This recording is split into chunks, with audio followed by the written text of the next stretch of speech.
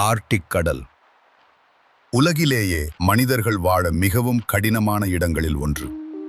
எங்க பார்த்தாலும் பனி, முடிவில்லாத வெள்ளை அமைதி. ஆனால் அந்த அமைதியின் கீழே ஒரு மர்மம் மறைந்திருக்கிறது. 1703ஆம் ஆண்டு திமிங்கில வேட்டைக்காக சென்ற ஒரு கப்பல் ஆர்க்டிக் கடலில் பனிக்கட்டிகளுக்கு நடுவில் சிக்கிக் கொண்டது. 3 நாட்கள் அவர்கள் அங்கிருந்து நகர முடியவில்லை.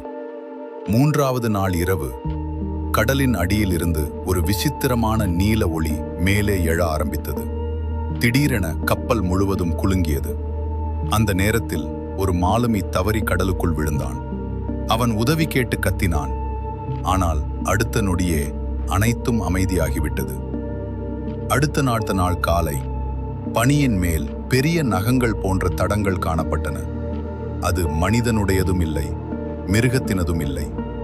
நீல நெருப்பு போல ஒளிரும் கண்களுடன் ஒரு அறியப்படாத உயிரினத்தின் அடையாளம். அங்குள்ள மக்கள் அதற்கு ஒரு பெயர் வைத்தனர், நாக்லாக். குளிர் அதிகமான போது அது கடலின் ஆழத்திலிருந்து மேலே வரும் என்று அவர்கள் நம்புகிறார்கள். இன்றும் ஆர்க்டிக் கடலில் சில கப்பல்கள் எந்த காரணமும் இல்லாமல் மாயமாகின்றன. அது இயற்கை விபத்தா, அல்லது நாக்லாக் இன்னும் பனியின் கீழே உயிருடன் இருக்கிறதா?